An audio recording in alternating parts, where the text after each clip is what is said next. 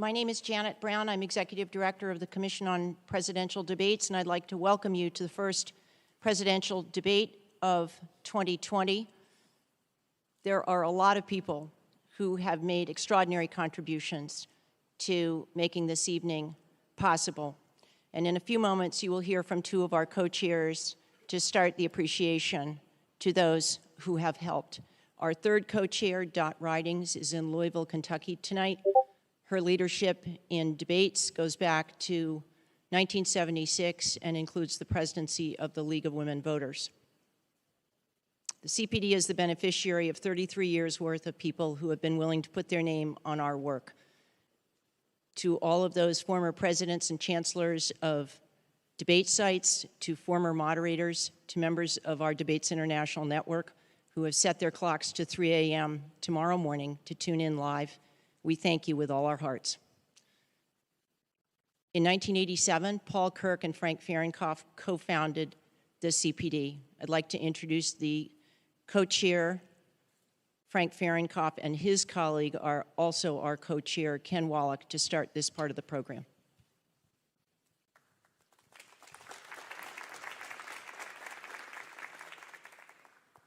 Thank you, Janet, and thank you, ladies and gentlemen, and welcome to the Health Education Campus, Case Western Reserve, and the Cleveland Clinic. And if you have not had the opportunity yet to go around and see this fantastic facility, you really should. It's just a great tribute to everyone who's been involved with it, and it's so important to our nation. To say, as Janet mentioned, that this has been the most challenging time for this commission in its 33 years of existence due to the coronavirus problems. So many people, as Janet said, are responsible. We normally don't come out when my co-chairman and I come out and thank people, but we wouldn't be here today if it had not been for them. As we serve as both the sponsor and the producers of the debates, we have a crew of 65 people, most of which have been with us for years. Some of them go back to the first debates in 1988. And thanks so much to United Airlines, who stepped up to the plate and graciously provided to fly our whole crew from one site to another throughout the rest of the term of these debates. So we have a great shout out for United Airlines. Anheuser-Busch has been with us for 28 years, as has the firm of Crowell and Mooring in Washington, D.C. Also special thanks to some people in the network business, in the journalism business, Pentagram, CBS News Radio, and Entercom Communications. In the hotel behind us, the Intercontinental, there's a tremendously large room, which is called the Media Filing Center. There's only, I guess, is about 700 people in there today. We usually have 3,000 to 5,000 people in the Media Filing Center. And so with the cut down that we've had, you can look around this audience, we normally have 900 people in the audience. You people are very fortunate to have the opportunity to be here tonight. But the National Press Club in Washington, D.C. tonight is hosting a media filing center for those journalists in Washington who couldn't be here tonight. And so we're very, very thankful for that. Many of you, I see faces here I've known and been in the audience before. There will be, in the estimate of most experts, close to 120 million people watching this debate this evening. It'll be on their TV sets, it'll be on their computers, it'll be on their iPads, it'll be on their iPhones, it'll be listening on the radio. And those 120 million, or however it works out to be, deserve to be able to listen and observe on this stage tonight. These two men put forth the reasons why they should be elected president of the United States. And that's why it's been our history in the general election debates that we urge our audiences not to clap, not to yell, to sit silently and not interfere with these people who are trying to ascertain who they're going to vote for. Now, exactly at 9 o'clock, you're going to hear a lot of noise behind you. If you turn around now, you can take a quick look. There's 3 on this side and 3 on this side, and these are the major nets. And at 9 sharp, you're going to hear them all go on air. And so it makes a little noise, so don't be afraid by it. And I must, at the end, really thank the people that you saw on your way here tonight and you see around here. The United States Secret Service, the Federal Bureau of Investigation, Department of Homeland Security, and Clemson's University Media Forensic Hub that is working with us and monitoring the web and social media. So there's so many people to thank, and these men and women, and the police department that you saw outside, the local police department, who work so hard to keep us all safe and to keep our nation safe. So thanks. And now I'd like to introduce the newest member of the leadership team, Ken Wallach, who for 25 years ran the National Democratic Institute of International Affairs, NDI, and we're really excited to have him join us as a co-chair. I join Frank, Janet, and fellow board members, including Yvonne Howe and Jane Harmon, who are with us tonight, in welcoming you to the 23rd presidential debate sponsored and organized by the Commission on Presidential Debates. As Frank said, I'm the Commission's newest co-chair, and as the new kid on the block, I am proud to work alongside those who have been engaged in this initiative for the past 33 years. These debates have now become an integral part of our political process, a view shared by the most important judge, the American electorate. But as significant as debates have become here, they can be even more consequential overseas, where the Commission, in partnership with the National Democratic Institute, has helped organize more than 400 debates in 45 nations. In post-conflict countries and in new and emerging democracies, debates have helped level the playing field in places where only one party has ruled. They have forced discussion on policy issues, not personalities, and yes, they have promoted comity among political competitors, and that's comity with a T.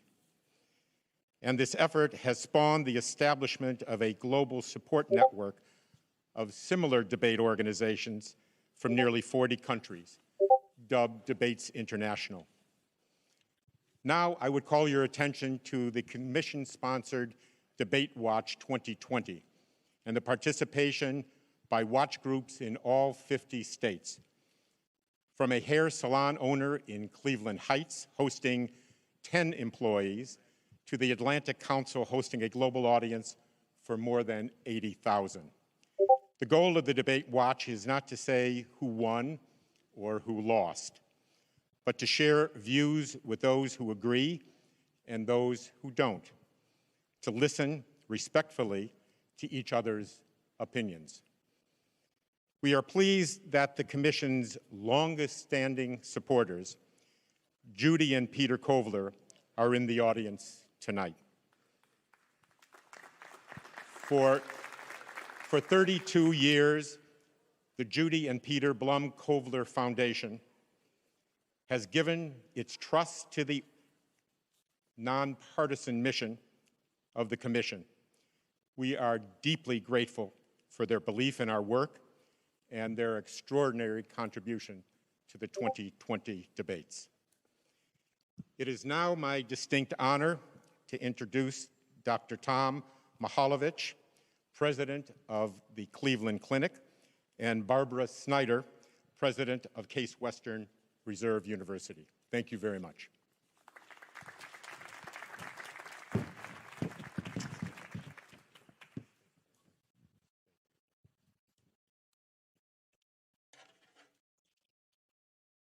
Good evening.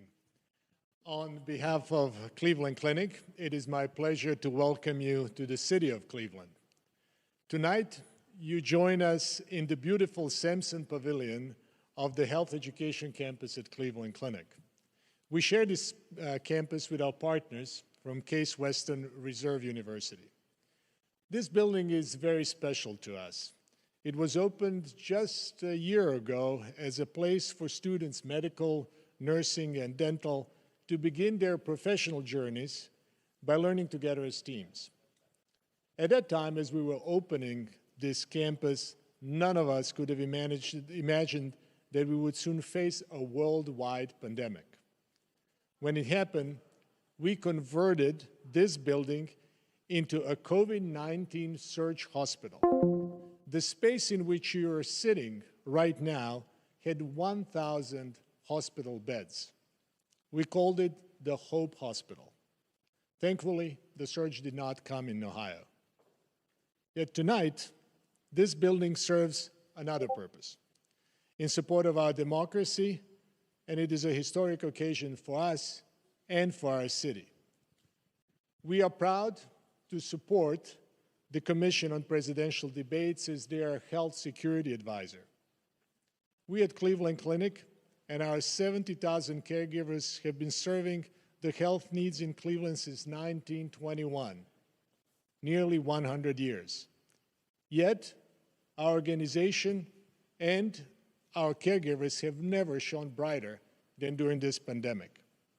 The pandemic has brought out the best of our organization and our caregivers of our city and our state. Through partnership and collaboration, we see how much we can accomplish when we work together. And we are particularly proud of our partnership with Case Western Reserve University. With that, I would like to introduce my colleague and friend, President of Case Western Reserve University, Barbara Snyder. Thank you, Tom. Case Western Reserve is honored to co-host this presidential debate with our partners at Cleveland Clinic and delighted to show you this spectacular space we created together. Research has long shown that team-based healthcare leads to better outcomes for patients. Yet nearly every academic institution continues to prepare students in separate buildings, literally in silos. Yet after spending years learning only with students from the same profession, doctors with doctors, nurses with nurses, and so on, they are suddenly expected to know how to work in teams once they get their diplomas. We knew there had to be a better way, and together we built it. When not filled with a stage and seats, this atrium gives hundreds of students a huge open space to study, talk, and simply be together. The entire building provides multiple spaces for them to come together, supported by an academic model that emphasizes opportunities to learn with and from one another. Add state-of-the-art technology, and we know our graduates will be uniquely prepared to excel in team-based care and ultimately to lead it. Along the way, Cleveland Clinic and Case Western Reserve also learned from one another. Among the most valuable lessons was that through collaboration, we achieve far more than either of us could achieve alone. Thank you, Tom, for being such a wonderful colleague and friend. Thank you to the Commission for giving both of our organizations the opportunity to be part of this historic event. It is a true privilege to contribute to our nation's democratic process. And thank you all for watching.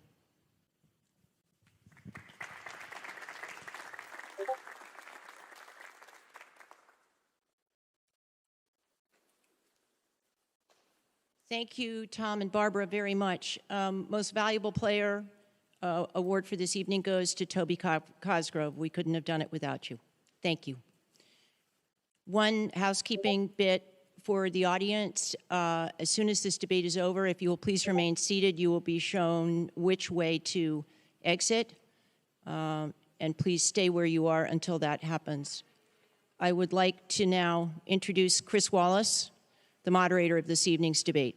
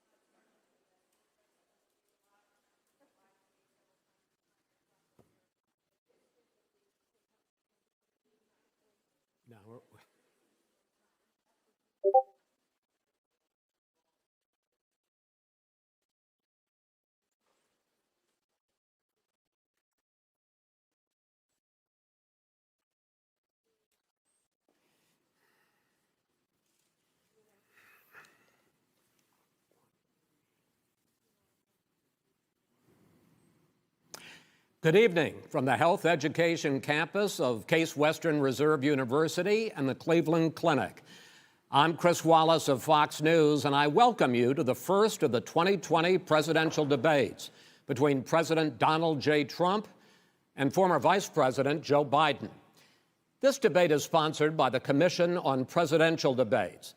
The commission has designed the format, 6 roughly 15-minute segments, with 2-minute answers from each candidate to the first question, then open discussion for the rest of each segment. Both campaigns have agreed to these rules. For the record, I decided the topics and the questions in each topic. I can assure you, none of the questions has been shared with the commission or the 2 candidates. This debate is being conducted under health and safety protocols designed by the Cleveland Clinic, which is serving as the health security advisor to the commission for all 4 debates. As a precaution, both campaigns have agreed the candidates will not shake hands at the beginning of tonight's debate. The audience here in the hall has promised to remain silent. No cheers, no boos or other interruptions, so we, and more importantly you, can focus on what the candidates have to say. No noise except right now, as we welcome the Republican nominee, President Trump, and the Democratic nominee, Vice President Biden.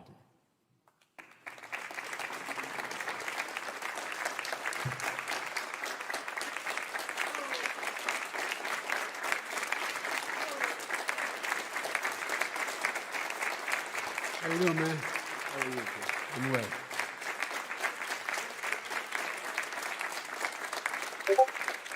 Gentlemen, a lot of people have been waiting for this night, so let's get going. Our first subject is the Supreme Court. President Trump, you nominated Amy Coney Barrett over the weekend to succeed the late Ruth Bader Ginsburg on the court. You say the Constitution is clear about your obligation and the Senate's to consider a nominee to the court. Vice President Biden, you say that this is an effort by the president and Republicans to jam through an appointment and what you call an abuse of power. My first question to both of you tonight: why are you right in the argument you make and your opponent wrong? And where do you think a Justice Barrett would take the court? President Trump, in this first segment, you go first, 2 minutes. Thank you very much, Chris. I will tell you very simply, we won the election. Elections have consequences.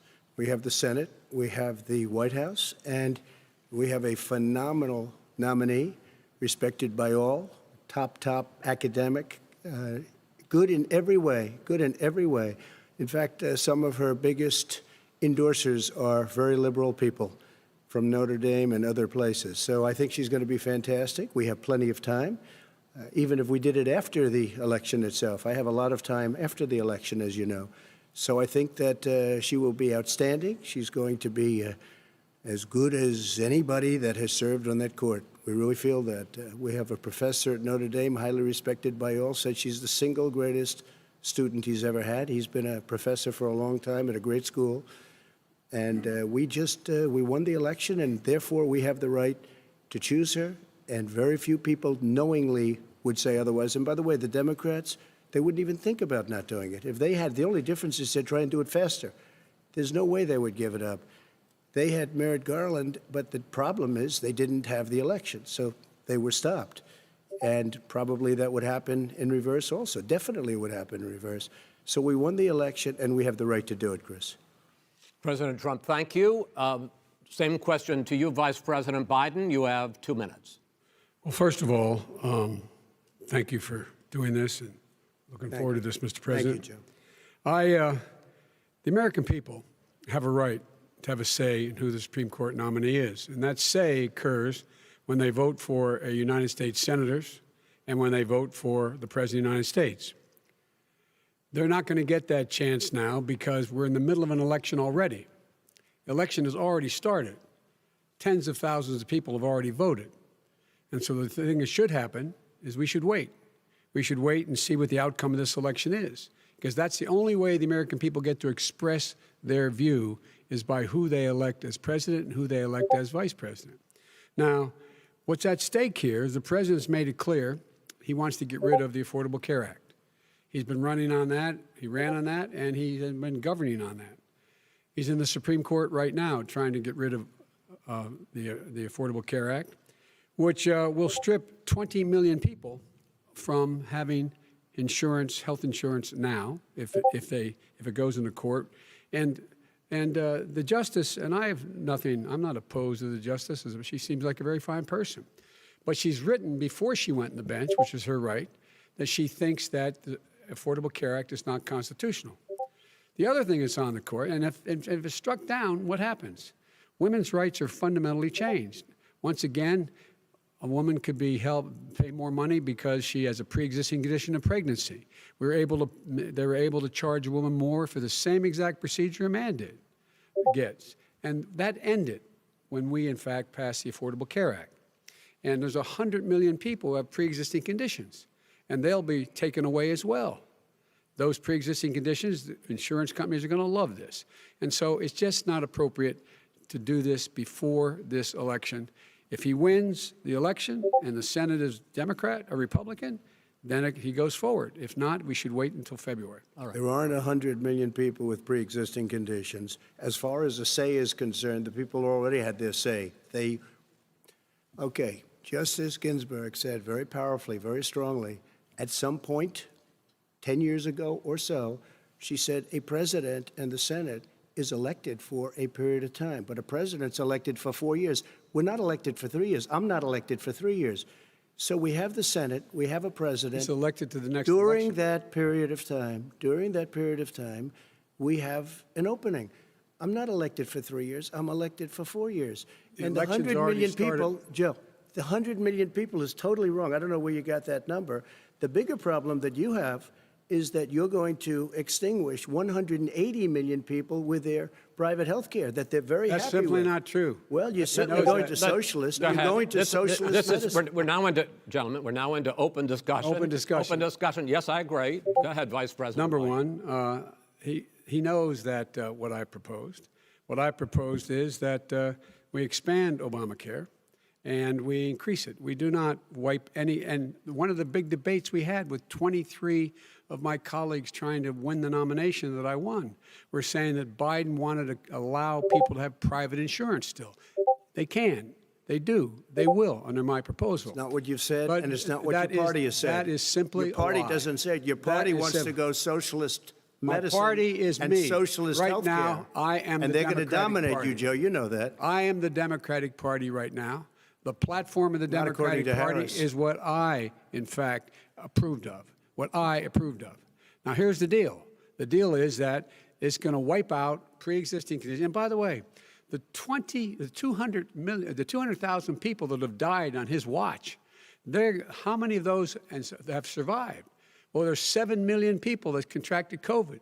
What does it mean for them going forward if you strike down the Affordable Care Act? And Joe, you've had pre-existing conditions? 308,000 military people dying because you couldn't provide them proper health care in the military. So don't tell me I'm about happy this. to talk about And this. if you were here, Look, it here's wouldn't the be deal. 200, it would be 2 million people because you were very late on the draw. You Late didn't on want the me to draw. ban China, which was heavily infected. You didn't want me to ban All right, gentlemen, Europe, which no, was heavily Mr. infected. President, You would have Mr. been much President, later, Joe. Mr. President, much later. Mr. President, You're talking about 2 million people. You're not gonna be able President, to as shut the him up. moderator, we are going to talk about COVID in the next segment, but go ahead. Let me finish. The point is that the president also is opposed to Roe v. Wade. That's on the ballot as well in the court. And so that's also at stake right now. And so the election is already You don't know it's on the begun. ballot. Why is it on the ballot? Because Why is it you on the said ballot? It's not you're- on the ballot. It's on the ballot in the I court. don't think so. In the court. Well, There's nothing happening there. Donald, would you And you just be don't quiet know for a her view on Roe v. Wade. You I don't don't know her know. view. Well, all right. Let's talk. We got a lot to unpack here, gentlemen. We got a lot of time. So, on health care, and then we'll come back to Roe v. Wade. All right. Mr. President, the Supreme Court will hear a case a week after the election in which the Trump administration, along with 18 state attorneys general, are seeking to overturn That's right. Obamacare, to end Obamacare. You have spent the last... Because they want to give good health care. If I may ask my question, sir. Good health care. Over the last 4 years, you have promised to repeal and replace Obamacare, but you have never in these 4 years come up with a plan, a comprehensive plan Yes, to I have. replace Obamacare. Of course I have. Well, I'll I give got you rid an of the opportunity. individual When I finish, mandate. I'm going to give you an Excuse opportunity. me. I got rid of the individual mandate, which was a That big is not a chunk of comprehensive That plan. is absolutely a big thing. That was the I worst didn't part of ask, Obamacare. sir. Chris, You're that was the debating him, worst not part me. of Obamacare. Let me ask my Well, question. I'll ask Joe. The Individual mandate was the most unpopular aspect of Obamacare. I got rid of it. I'd like you and we will Mr. protect people President, with I'm the pre-existing moderator of this conditions. debate, and I would like you to let me ask my question, and then you can answer your ahead. question. You, in the course of these 4 years, have never come up with a comprehensive plan to replace Obamacare, and just this last Thursday, you signed a largely symbolic executive order to protect people with pre-existing conditions 5 days before this debate. So my question, sir, is what is the Trump health care plan? Fine. Well, first of all, I guess I'm debating you, not him, but that's okay. I'm not surprised. Let me just tell you something, that there's nothing symbolic. I'm cutting drug prices. I'm going with favored nations, which no president has the courage to do because you're going against Big Pharma. Drug prices will be coming down 80 or 90%. You could have done it during your 47-year period in government, but you didn't do it. Nobody's done it. So we're cutting health care. What about All of the pre-existing things that conditions? we've done, He has not cut insulin. health I give care. you an example. Insulin. It was destroying families, destroying people. The cost, I'm getting it for so cheap. It's like water, you want to know the truth. So cheap. Take a look at all of the drugs what we're doing, prescription drug prices. We're going to allow our governors now to go to other countries to buy drugs because When in they fact- pay just a tiny fraction. As I say, of this what is we do. open discussion. No, Let but me this ask is you about, big. this is happy, big stuff. Sir, you'll be happy. I'm about to pick up on one of your points to ask the Vice President, which is he points out that you would like to add a public option to Obamacare. And Yes. the argument that he makes and other Republicans make is that that is going to end private insurance. It is and not. will, if I can sorry. ask you the question, it will Not end what your party says, by the way. it will end private insurance and create a government takeover of health care. It does not. It's only for those people who are so poor they qualify for Medicaid. They can get that free in most states, except governors who want to deny people who are poor Medicaid. Anyone who qualifies for Medicare would Medicaid would automatically be enrolled in the public option. The vast majority of the American people would still not be in that option, number one. Joe, you Number agreed two. with Bernie Sanders, who's far did- left, on the manifesto, when we you- call it. when And that gives manifest- you socialized medicine. Look, hey, Are you saying I'm you not going didn't to listen agree? to him. The fact of the matter is, I beat Bernie Sanders. Not by much. I beat him a whole hell of a lot. I'm Not by here much. standing facing you, old buddy. Pocahontas would have left Well, 2 I days tell early. you, You would have lost every primary. All he knows how to on do Super is hurt. Tuesday. You got Look, very lucky. here's the deal. I got very lucky. I'm going to get very lucky tonight as well. And tonight I'm going to With make what? sure, because With what? here's the deal. Here's the deal. The fact is that everything he's saying so far is simply a lie. I'm not here to call out his lies. Everybody knows he's a liar. But you I just agree. want to Hey, make sure. Joe, you're the liar. I want to make sure. Graduated last in your class, not first in your class. I want to make Mr. sure. President, can you let him finish, sir? No, he doesn't know how to do that. He has, You'd be you know, surprised. you pick You'd be surprised. the Go ahead, wrong Joe. guy, Talk, the wrong talk, night Joe. at the wrong time. Listen, you agreed with Here's the Bernie deal. Sanders to the The manifesto. whole idea. Let Now you're him- disavowing it. There is no manifesto, number Please one. let him speak, Mr. Number President. two. You just lost the left. Number two. You just lost the left. You agreed with Bernie Sanders on a plan that's folks, absolutely folks, agreed do you have to, any and under that idea plan, what you have this clown's socialized, doing? They call it Mr. Medicare. Do you Mr. have any President. do? Socialized medicine. Mr. Well, President, I tell you what, he is not for any help for people needing health care. Because Bernie? because he, in fact, already has cost 10 million people their health care that they had from their employers because of his recession. Number one. Number two, yeah. there are 20 million people getting health care through Obamacare now that he wants to take it away. He won't ever look you in the eye and say that's what he wants to do. Take it away. No, I want to give them Number better 3. health care at a much lower price But- because and by the way, Obamacare he doesn't is know no how. good. He doesn't know how I've to do already that. fixed it. He has never I've offered already a fixed plan. it to an extent. He has never Obamacare, done a as single you might thing. know, but probably don't. Gentlemen, you is realize no if you're good, both Joe. speaking at the It's no same good, time, and it's too expensive. let the president go ahead, sir. Obamacare is no good. We made it better, and I had a choice to make very early on. We took away the individual mandate. We guarantee pre-existing conditions, but took away the individual mandate. Listen, this is the way it is. And that destroyed, that they shouldn't even call it Obamacare. Then I had a choice to make. Do I let my people run it really well or badly? If I run it badly, they'll probably blame him, but they'll blame me. But more importantly, I want to help people, okay?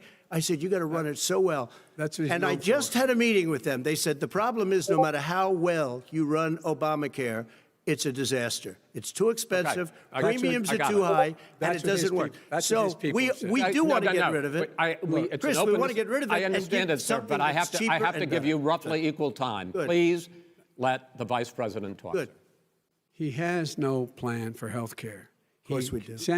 Please. He sends out wishful thinking. He has executive orders that have no power. He hasn't lowered drug costs for anybody. He's been promising a health care plan since he got elected. He has none, like almost everything else he talks about.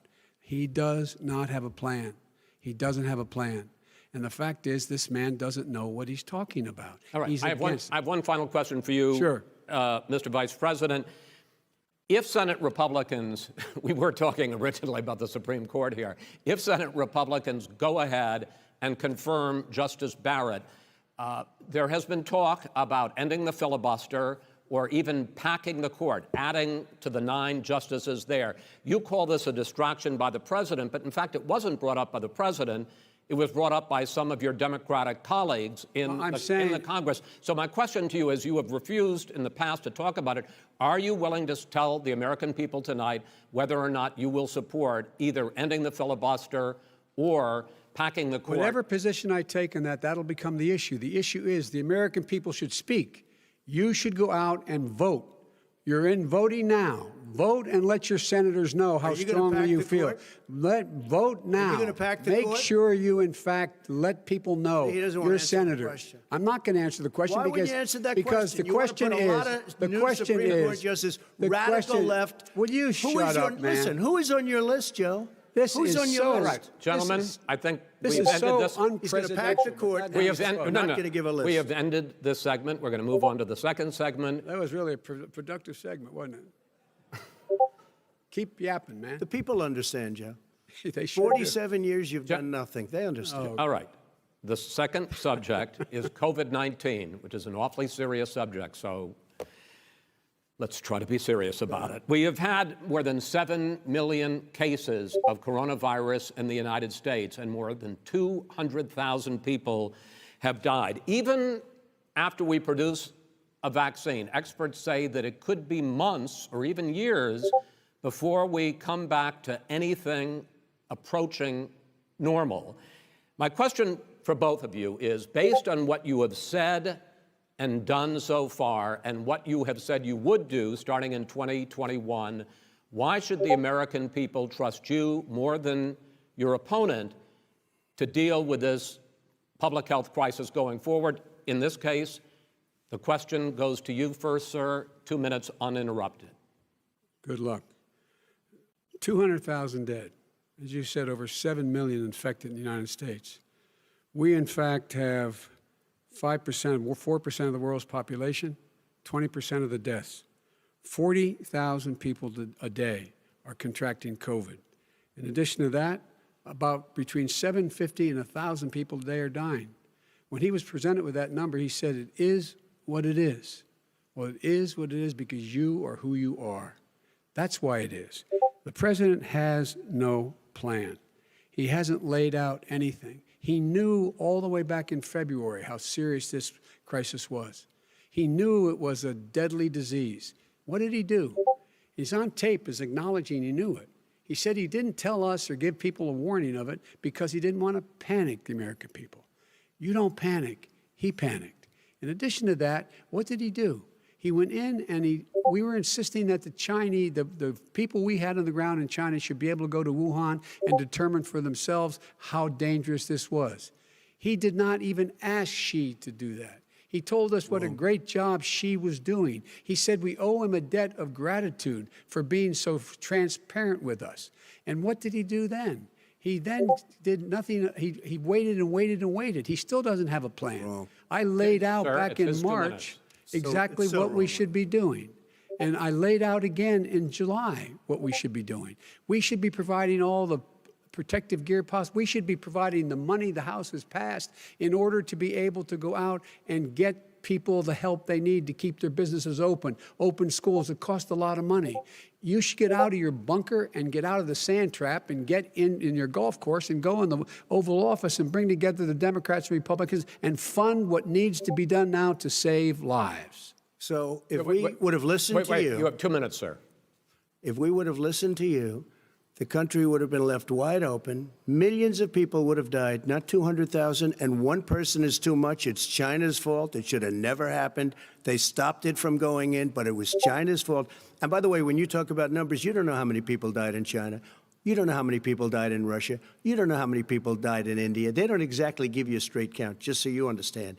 But if you look at what we've done, I closed it, and you said he's xenophobic. He's a racist, and he's xenophobic because you didn't think I should have closed our country. No, Wait sir, a minute. It's his 2 minutes. You didn't think we should have closed our country because you thought it was terrible. You wouldn't have closed it for another 2 months.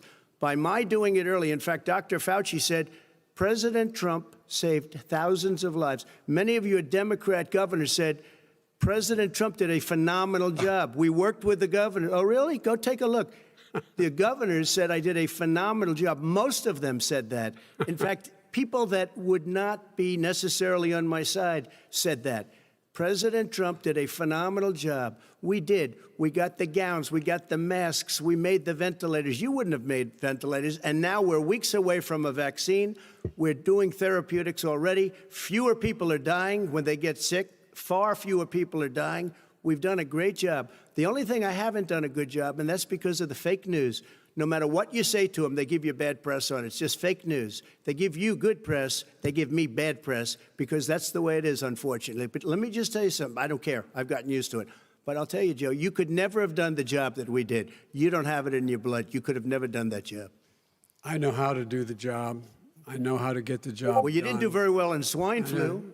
H1N1, you were a disaster. Your own chief of staff said you were a disaster. 14,000 people died, not 200,000. There was A no very- economic recession. Sir, you made a There was right now. less there was no lethal recession. disease, You made by a the way. point. Let him answer it. And there was no one, we didn't shut down the economy.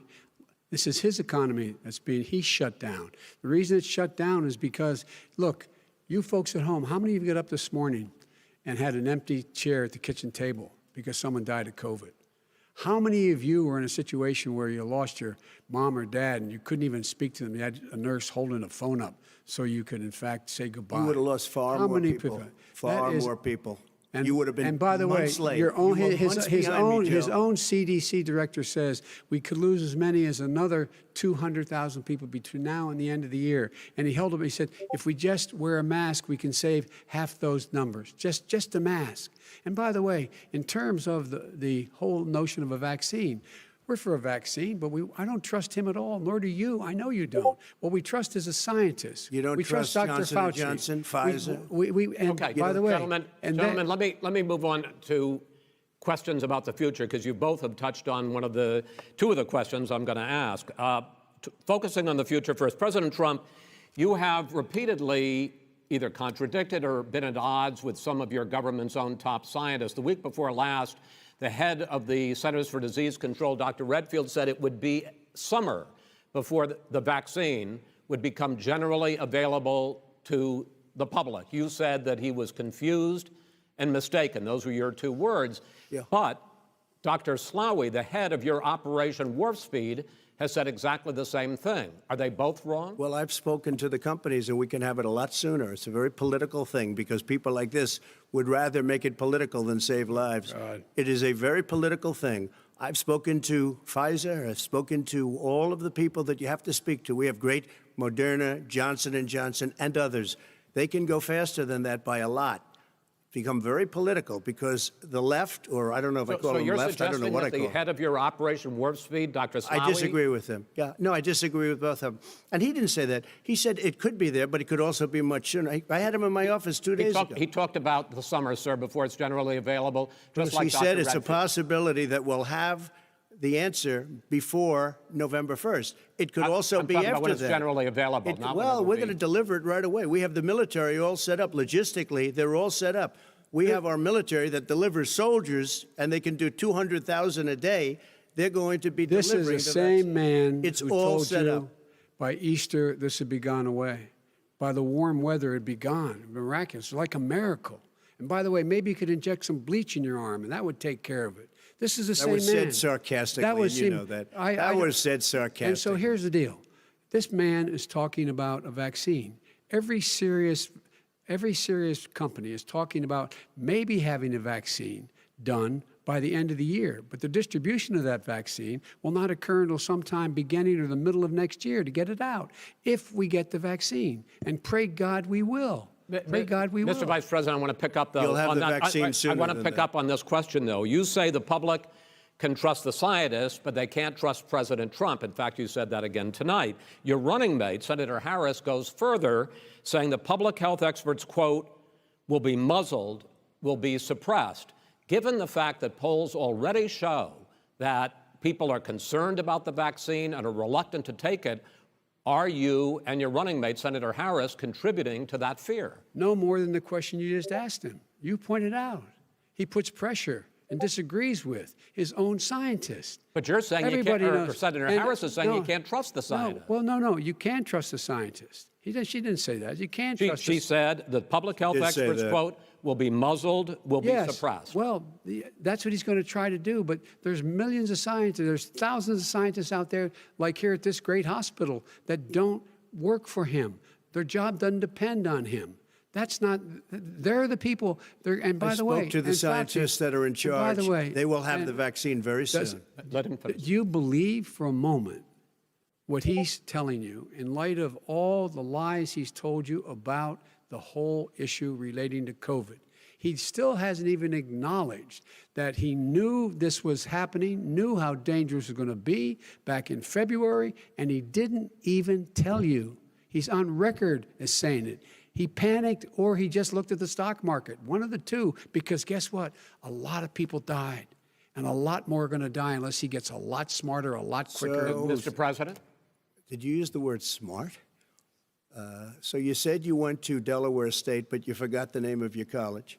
You didn't go to Delaware State. You graduated either the lowest or almost the lowest in your class. Don't ever use the word smart with me. Don't ever use that word. Oh, give me a break. Because you know what? There's nothing smart about you, Joe. 47 years, you've done nothing. Well, let's have this debate. And if We'll you see would have who's had, let me just tell you something, Joe.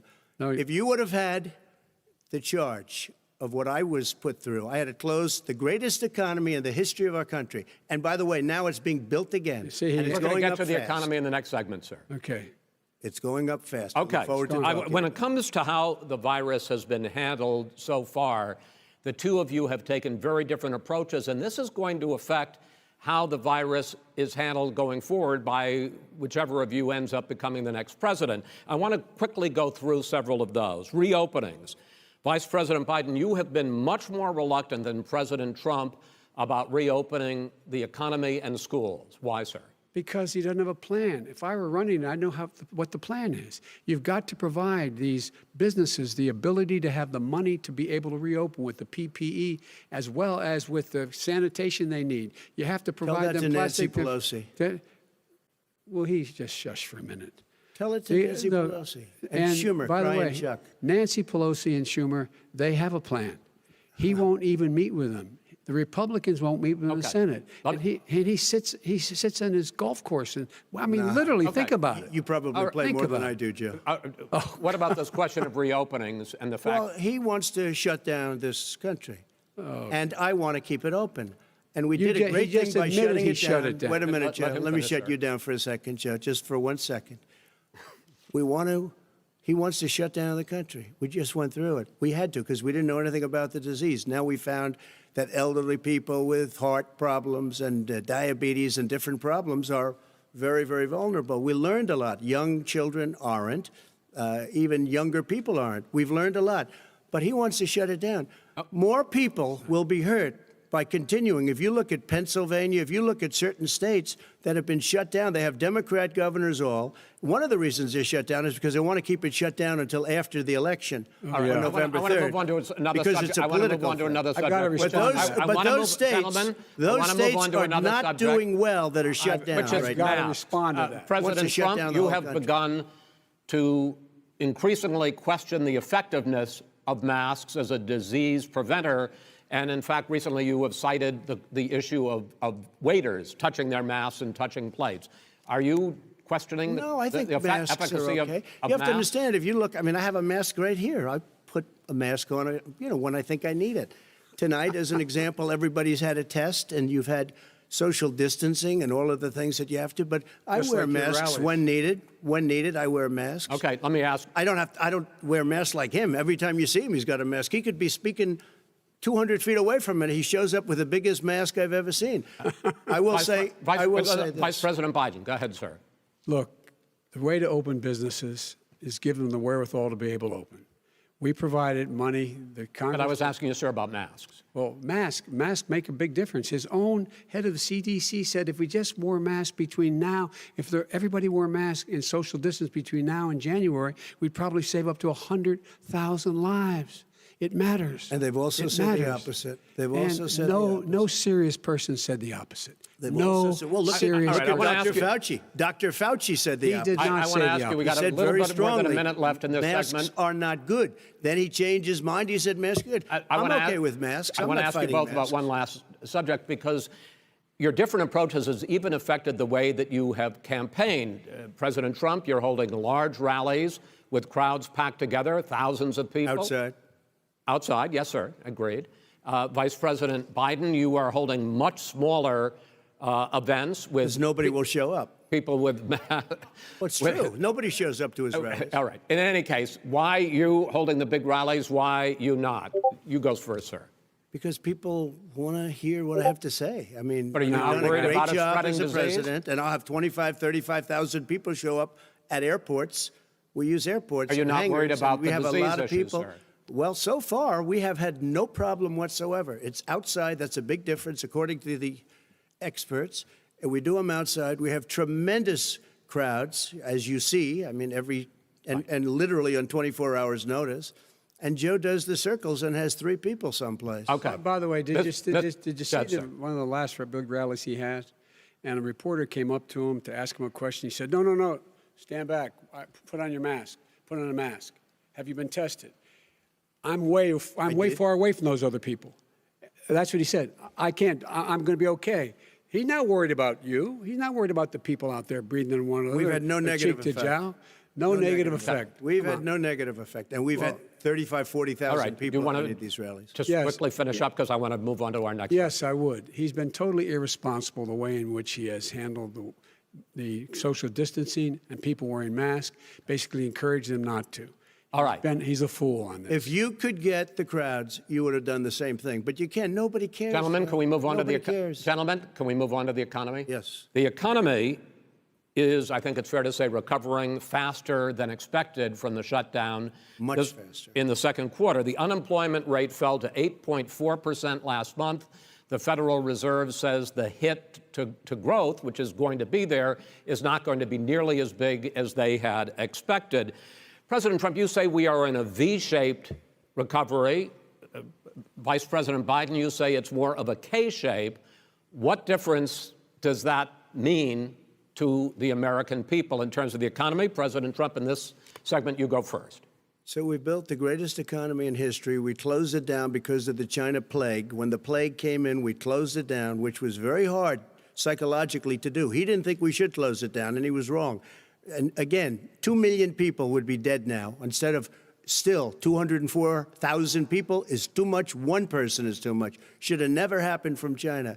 But what happened is we closed it down, and now we're reopening, and we're doing record business. We had 10.4 million people in a 4-month period that we've put back into the workforce. That's a record the likes of which nobody's ever seen before. And he wants to close down he will shut it down again. He will destroy this country. You know, a lot of people, between drugs and alcohol and depression, when you start shutting it down, you take a look at what's happening in some of your Democrat-run states where they have these tough shutdowns. And I'm telling you, it's because they don't want to open it. One of them came out last week. You saw that. Oh, we're going to open up on November 9th. Why November 9th? Because it's after the election. They think they're hurting us by keeping them closed. They're hurting people.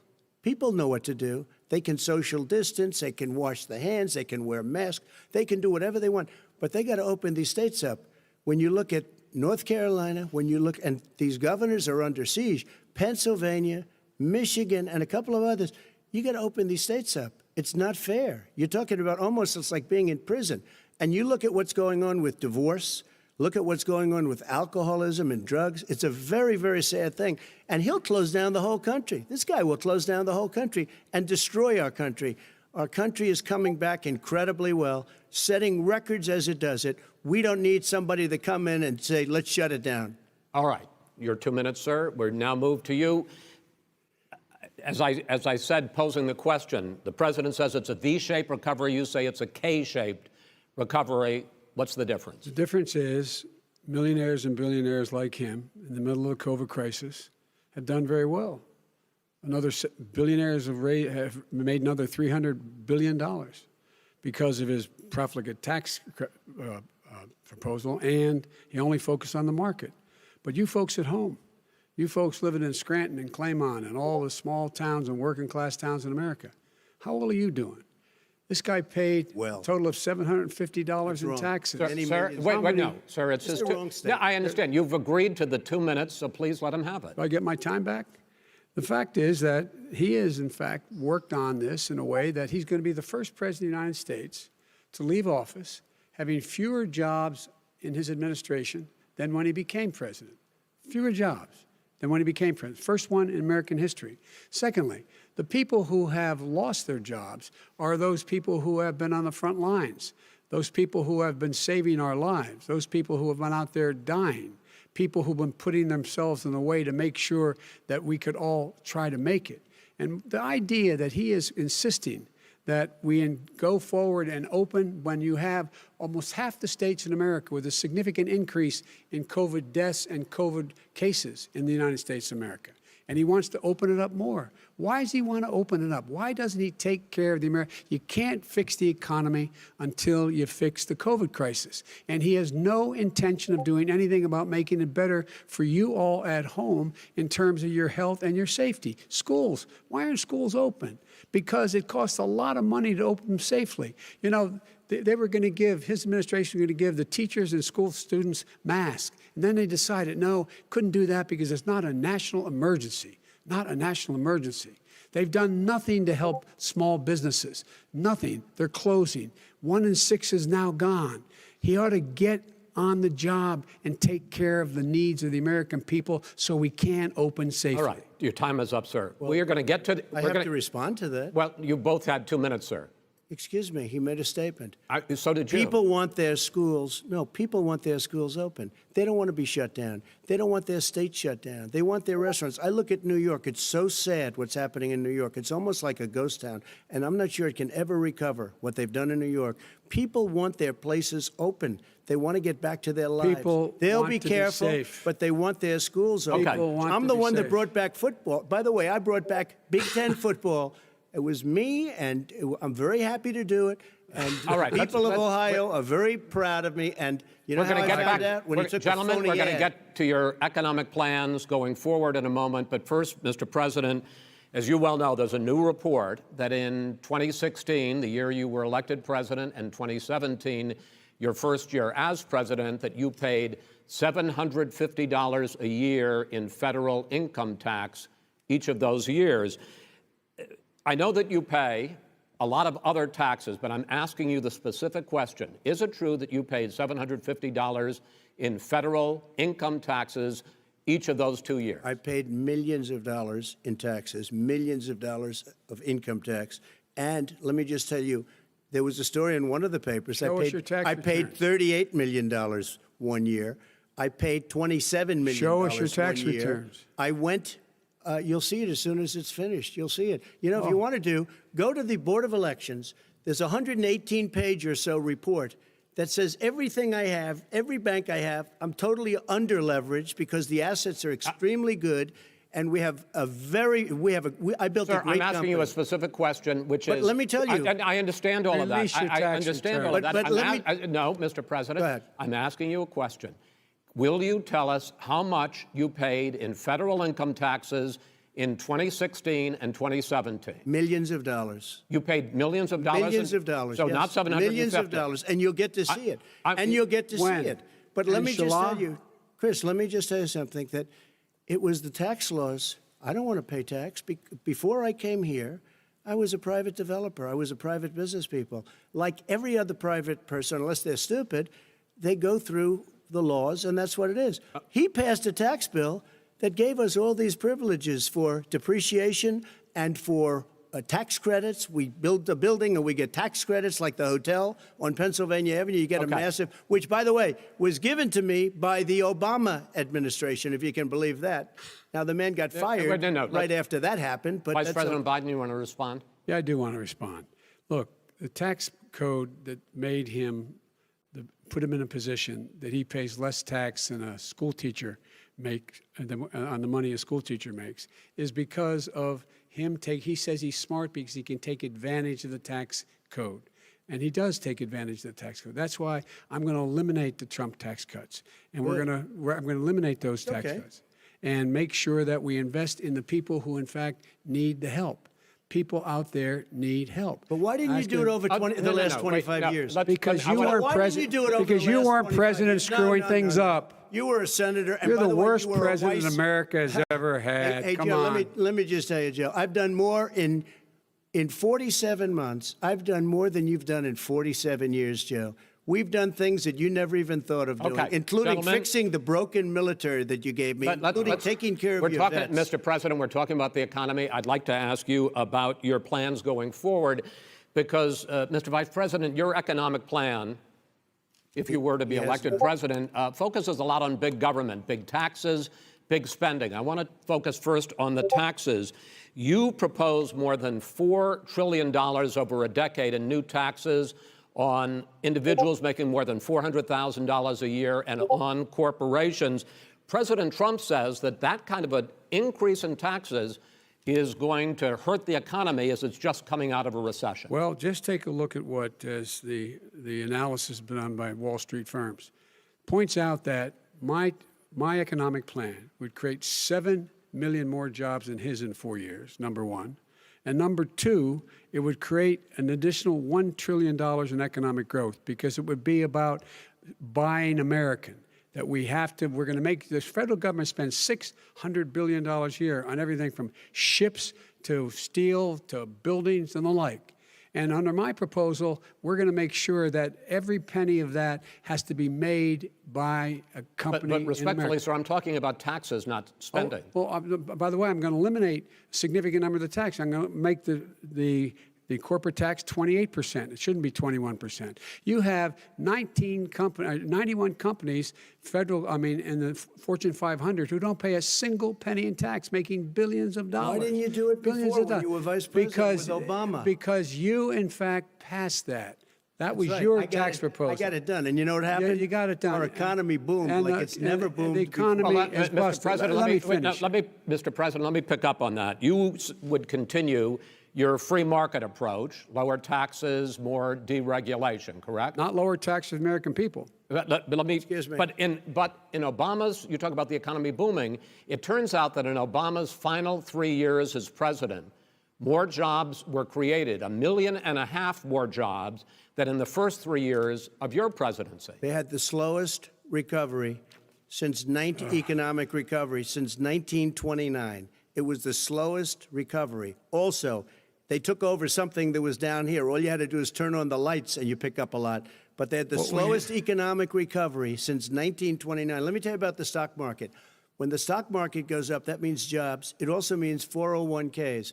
If you got in, if you ever became president with your ideas, you want to terminate my taxes, I'll tell you what, you'll lose half of the companies that have poured in here will leave, and plenty Half of of the companies that are companies- already here, they'll leave for hardly any other companies places. have They will organ leave, here. and you will have a Have it. depression, the likes of which you've never seen. Look, Mr. we Vice President. inherited the worst recession short of a depression in American history. I was asked to bring it back. We were able to have an economic recovery that created the jobs you're talking about. We handed him a booming economy. He blew it. It wasn't he booming. Blew it. He blew it. It wasn't booming. It was the weakest recovery Well, sir, is it since fair to, wait, 1929. is it fair to say he blew it when, in When fact, there was COVID came in. when there was record low unemployment Yeah. before COVID? Yeah, but because what he did, even before COVID, manufacturing went in the hole. Manufacturing went in the hole. Excuse number me, one. Chris. Wait. Number two. Chris. Number three. They said it would take. No, you're on number two. No. Chris. They said it would This take guy a is miracle to bring back manufacturing. I brought back 700,000 jobs. They brought back nothing. They gave up on manufacturing. We Part did of not my forget. standard fare. I'm the guy that He brought totally back gave the up on automobile industry. manufacturing. All right, let him. We brought back, I was asked to bring back Chrysler and General Motors. We brought them back right here in the state of Ohio and Michigan. He blew it. They're gone. He blew it. And in fact, they're going. Ohio had the best year it's ever had last year. Michigan had the best year they've ever had. That is not Many true. car companies came in from Germany, from Japan, went to Michigan, went to Ohio. They're not having And that. they didn't come in with you. Mr. Vice President, go ahead. And so you take a look at what he's actually done. He's done very little. His trade deals are the same way. He talks about these great trade deals. You know, he talks about the art of the deal. China's perfected the art of the steal. We have a higher deficit with China now than we did before. We have the highest trade deficit China with ate Mexico. your lunch, down All right, gentlemen, 18%. in- China ate your lunch, Joe, and no wonder your son goes in and he takes out billions of dollars, to manage. He makes millions of dollars. And also, Simply while not we're at it, true. why is it, just out of curiosity, the mayor of Moscow's wife gave your son $3.5 million. is What not did he true. do to deserve it? That What is did he do with Burisma none to of that- deserve Wait, wait, $183,000? None You've of asked that your is question, true. let him answer. None of that is true. It's Oh, really? been He didn't totally get But no, $3.5 hey, million? Mr. President, It's Mr. totally- President, please. You've totally asked a question. discredited. Totally discredited. And by the way, Well, wait, he didn't get No, no. $3.5 million, Joe? Mr. Vice, He got Mr. $3.5 million. President, That is not true. Oh, really? Mr. Oh. President, But, Mr. it's an open discussion, please. Now, It's a fact. Well, It you is have not a raised an fact. issue. Let the It's been Vice totally President answer. discredited. Did There was a Burisma pay him report. $183,000 a month with no experience in energy? Mr. Look, President, no my job? son did nothing wrong at Burisma. I think he and did. Mr. The only President, guy that let did him something- answer. He doesn't want to let me answer because he knows I have the truth. His position has been totally, thoroughly discredited. who? And The media? By everybody. Well, by the By the media, media, by our because they refuse to allies, by talk the about it World because they're Bank, embarrassed. by everyone has discredited. Matter Dude, of fact, Mr. even the people President, who please stop. testified under oath. So let me under ask you oath, this, under- Joe. under No, no, oath. go ahead, Mr. I'm listening to Even you. the people under. He got $3.5 million from testified- Moscow. He testified under oath in his administration, said, I did my job and I did it very well. Oh, I really? did it I'd like to honorably. know who they are. Well, I'll give you the list I'll of the fire people who them. testified. No, no, go ahead, sir. Sure, you've already fired most of them because they did a Some, good because job. some people don't do well, a good here's job. The, With you, Go they ahead. say- You get here's the wait a deal. minute. You get the final word, Mr. well, it's hard to get any word in with this clown. Excuse me, this Hey, this let me just person. say, Joe. No. I'm Mr. President. I'm $3.5 Mr. million, President. Joe. That is simply Why did he not true. deserve $3.5 million It from did- Moscow? Look, here's the deal. We want to talk about families and ethics. I don't want to do that. I mean, his family we could talk about all night. His family's my already. family, No, let him go. my family already lost wrote- a fortune by Go coming down ahead. and helping Go us ahead. with Go ahead, government. sir. And that's Every- such a they're right That's here. it, Mr. That's President. such Every a great. single one of them lost This a is not fortune about by President. my coming and family or helping his us with family. It's government. about your family, They the didn't American collect people. $3.5 million He for doesn't. nothing. That's not true. It doesn't want to talk about what you need. You, the American people. It's about you. That's what we're talking about you here. should All right, Not that's the end about of here. that's the end of the Shouldn't have segment. taken the money. We're moving on. He didn't take them. Well, Vice it's a very- President, but Chris, no, can I be honest? It's a very important Try to be question. honest. No, That's I- a He good stood thing. up. No, he stood up, the answer to and the he question is no. threatened Ukraine No, sir. with $1 billion if you don't That get rid of is the press. You know what? You're absolutely not stop. You're on true. tape doing it. You're going to You're on have tape. True. Gentlemen. Is- I hate to raise Chris, my voice, he's but on it seems tape. to be, why should I be different than the two of you? So here's the Got a deal. good point. We have 6 segments. We have ended that segment. we're going to go to the next segment. In that segment, you each are going to have 2 uninterrupted moments. In those 2 uninterrupted minutes, Mr. President, you can say anything you want. I'm going to ask a question about race, but if you want to answer about something else, go ahead.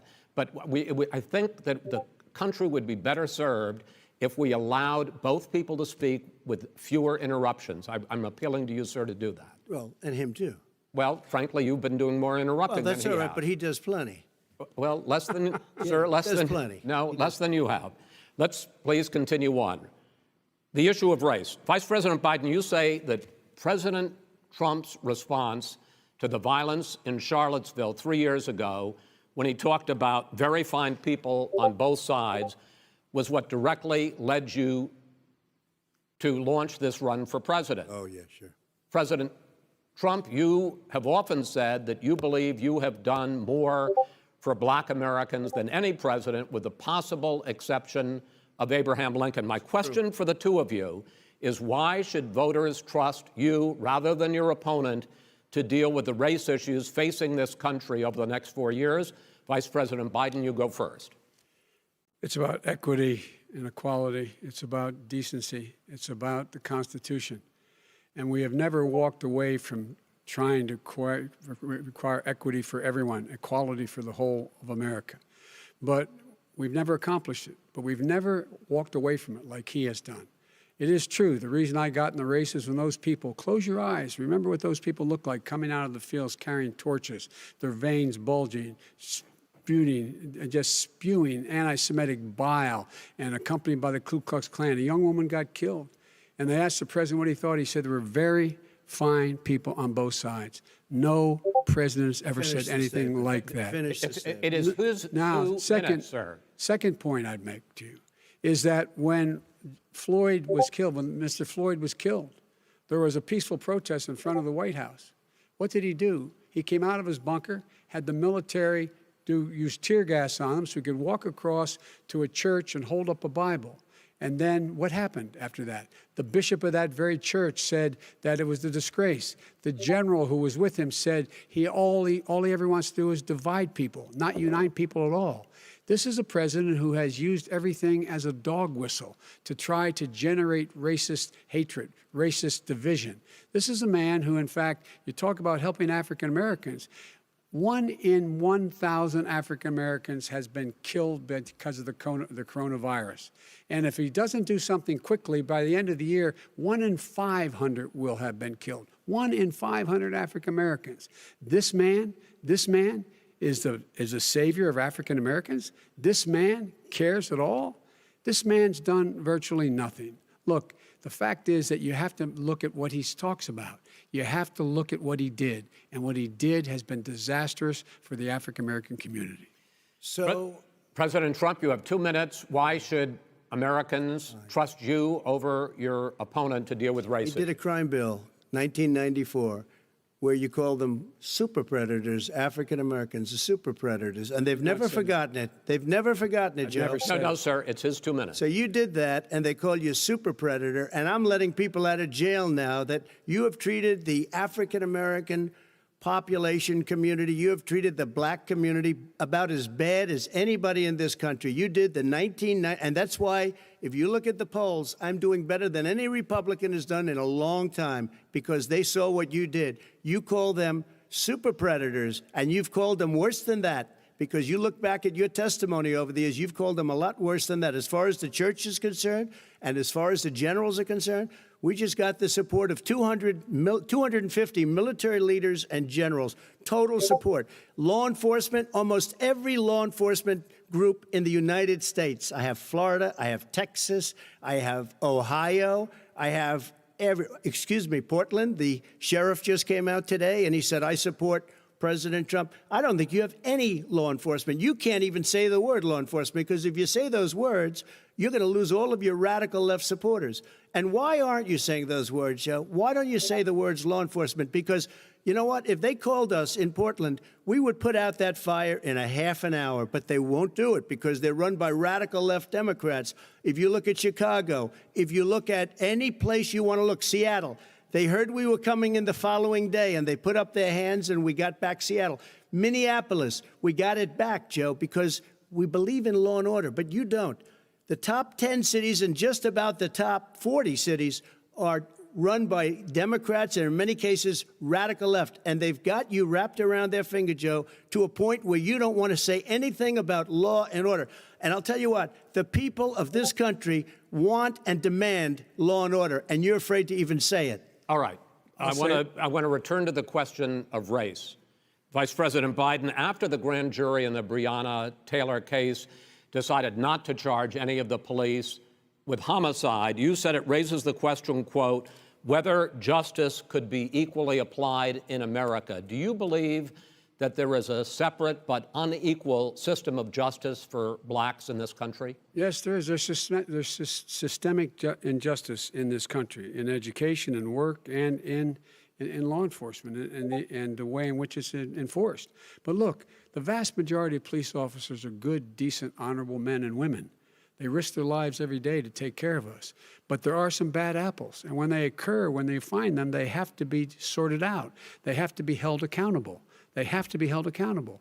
And what I'm going to do as President of the United States is call together an entire group of people at the White House, well, everything from the civil rights groups to the police officers, to the police chiefs, and we're going to work this out. We're going to work this out so we change the way in which we have more transparency in when these things happen. These cops aren't happy to see what happened to George Floyd. These cops aren't happy to see what happened to Breonna Taylor.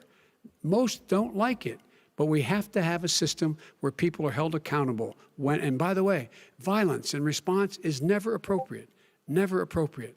Peaceful protest is. Violence is never appropriate. All right, What is peaceful protest? When they run through the middle of a town and burn down your stores and kill people all over the place, that and you is say not peaceful protest? President Trump, No, it's I'm not not, asking- but you say it is. President did not Trump, say I'd like to continue with the Yes, issue go of ahead, race. I please. promise we're going to get to the issue of law and order in a moment.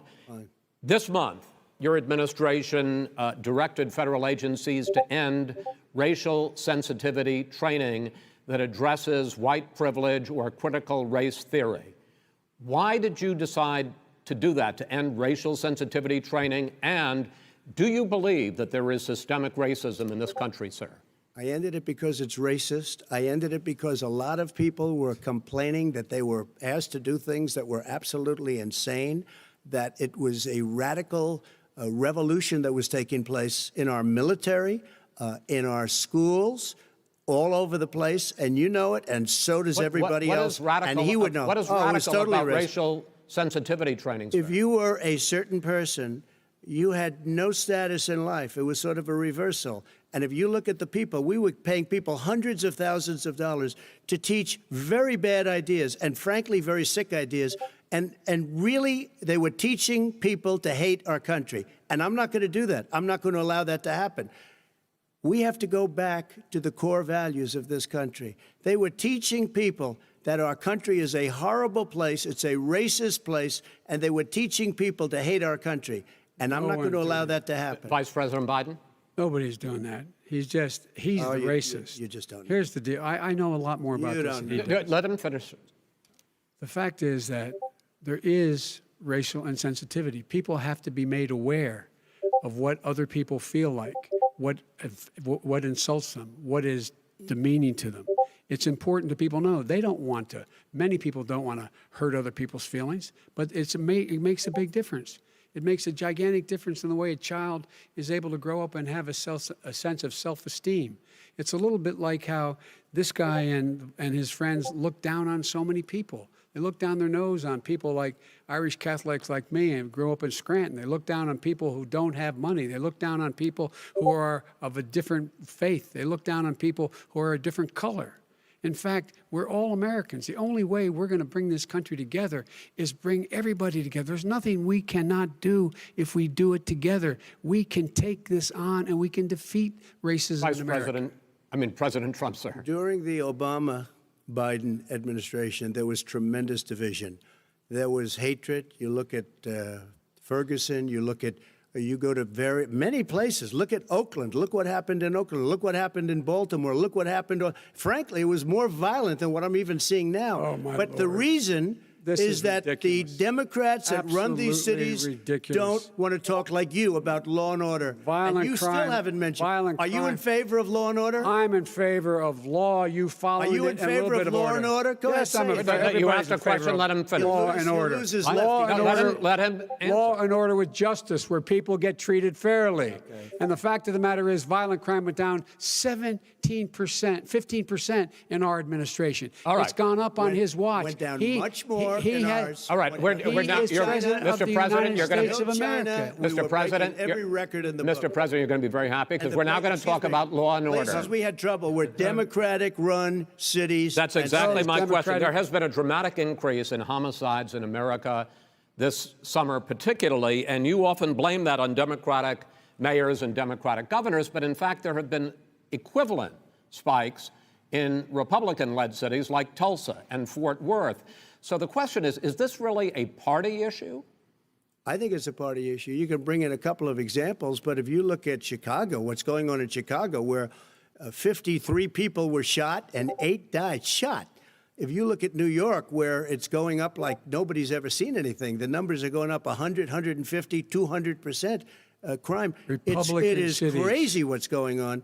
And he doesn't want to say law and order because he can't, because he'll lose his radical left supporters. And once he does that, it's over with. But if he ever got to run this country and they ran it the way he would want to run it, we would have We would our run it suburbs the would way- be gone. By the way, Suburbs. our suburbs would be gone, and you would see problems like you've He never wouldn't seen. know a before. suburb unless he took a wrong turn. Oh, I know suburbs. He would not. So much I was better. raised. Go ahead. I was, Wait a minute. I was So much raised in the suburbs. This is not 1950. All these dog whistles and racism don't work anymore. Suburbs are by and large integrated. There's many people today driving their kids to soccer practice and/or to black and white and Hispanic in the same car as there have been any time in the past. What really is a threat to the suburbs and their safety is his failure to deal with COVID. They're dying in the suburbs. His failure to deal with the environment. They're being flooded. They're being burned out because his refusal to do anything. That's why the suburbs are in trouble. I do want to talk about this issue of law and order, though. And in the joint recommendation that came from the Biden-Bernie Sanders task force, you talked about, quote, reimagining policing. First of all, what does reimagining policing mean, and do you support? It means Let me, if I might finish the question. What does reimagining policing mean, and do you support the Black Lives Matter call for community control of policing?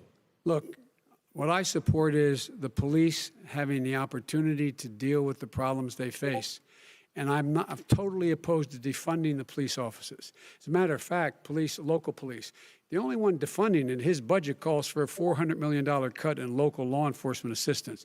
They need more assistance. They need, when they show up for a 9/11 call, to have someone with them as a psychologist or psychiatrist to keep them from having to use force and be able to talk people down.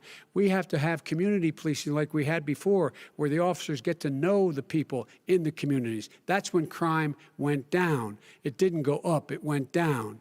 And so we have to be engaged. That's not what in they're prevent- talking about, That's- Chris. That's well, not what that- they're talking about. that's He's talking about exactly- defunding the police. That is not true. He doesn't have any law Would you- support. look, He has no law enforcement That's not support. true. Almost That's nothing. look, Oh, really? Who do you have? Name one group that supports you. Name one group that came out and supported you. Go Look, ahead. look. Think. We have time. we don't have time to do No, no, anything. think except about listen. it. Look, Name folks, one law folks, enforcement group that came out and I supported think, gentlemen, you. I think I'm going to take back the There aren't. moderator's I don't think role, there are any. and I want to get to another subject, which is the issue of protests in many cities that have turned violent. In Portland, Oregon, especially, we had more than 100 straight days of protests, which I think you would agree. You talk about peaceful protests. Many of those turned into riots.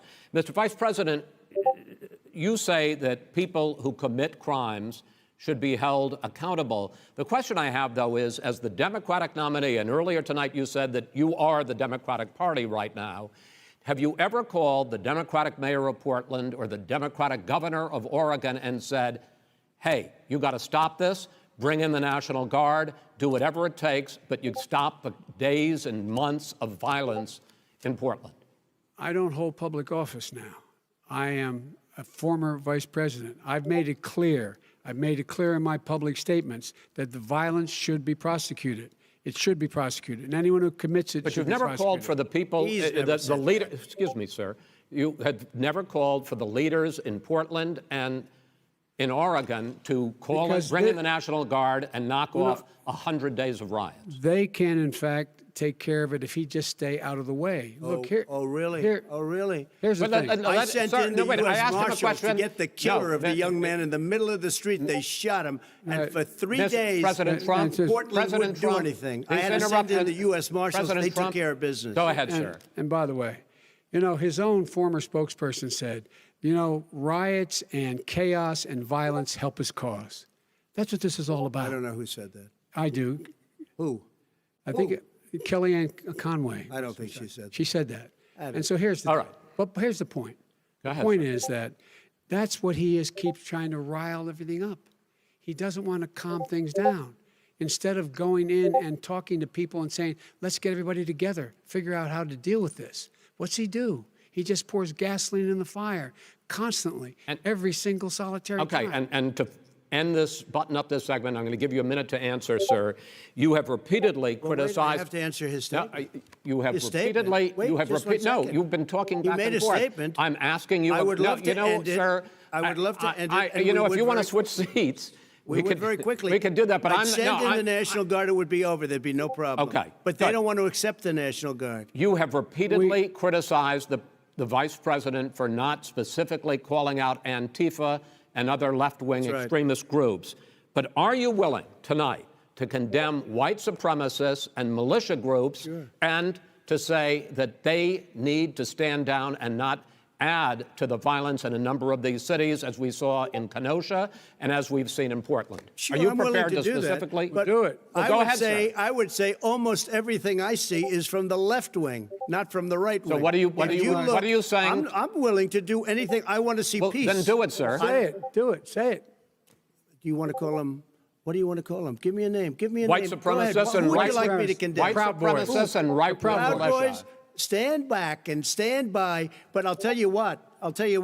Somebody's got to do something about Antifa and the left, because this is not a right-wing problem. His This own is a left-wing. FBI director This said is a the threat left-wing on Go ahead, problem. white Go ahead, sir. supremacists. Antifa's an idea, not an organization. you gotta be not kidding. militia. That's what Oh, really? his It's an idea. FBI director Gentlemen, said. Well, we're then gonna- you know what? No, He's no, wrong. we're done, sir. We're moving on to the next. Everybody We're gives moving. you bat advice hits in you your over the head, that's administration. not an idea. Everybody in Antifa your is bad. administration tells you the truth has a bad idea. Can I tell you what? You have no ideas that are Antifa is a dangerous All right, radical gentlemen, group. we're now moving on to the Trump and and you ought to Biden be careful with records. them. They'll overthrow you. When in a 2 president, seconds. I'm going to ask a question. When the president seeks a second term, it is generally a referendum on his record. But Vice President Biden, you like to quote one of your dad's sayings, which is, don't compare me to the almighty, compare me to the alternative. And in this case, sir, you are the alternative. Looking at both of your records, I'm going to ask each of you, why should voters elect you president over your opponent? In this segment, President Trump, you go first, 2 minutes. Because there has never been an administration or president who has done more than I've done in a period of 3.5 years. And that's despite the impeachment hoax. And you saw what happened today with Hillary Clinton, where it was a whole big con job. But despite going through all of these things, where I had to fight both flanks and behind me and above, there has never been an administration that's done what I've done. The greatest, before COVID came in, the greatest economy in history, lowest unemployment numbers. Everything was good. Everything was going. And by the way, there was unity going to happen. People were calling me for the first time in years. They were calling and they were saying, it's time maybe. And then what happened? We got hit, but now we're building it back up again. A rebuilding of the military, including Space Force and all of the other things. A fixing of the VA, which was a mess under him. 308,000 people died because they didn't have proper health care. It was a mess. And we now got a 91% approval rating at the VA, our vets. We take care of our vets. But we've rebuilt our military. The job that we've done, and I'll tell you something, some people say maybe the most important.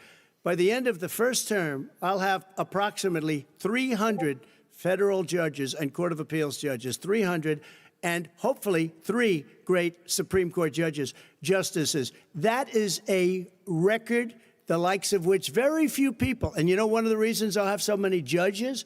because President Obama and him left me 128 judges to fill. When you leave office, you don't leave any judges. That's like you just don't do that. They left 128 openings, and if I were a member of his party, because they have a little different philosophy, I'd say if you left us 128 openings, you can't be a good president, you can't be a good vice president. But I want to thank you because it gives us almost, it'll probably be above that number by the end of this term.